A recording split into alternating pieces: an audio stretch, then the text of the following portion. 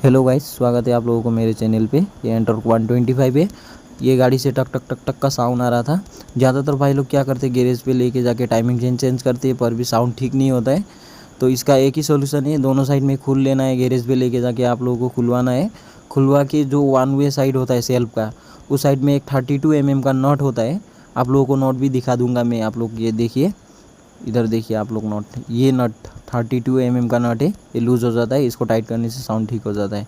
इसी तरह के वीडियोस पाने के लिए मेरे चैनल को सब्सक्राइब करें। Thank you.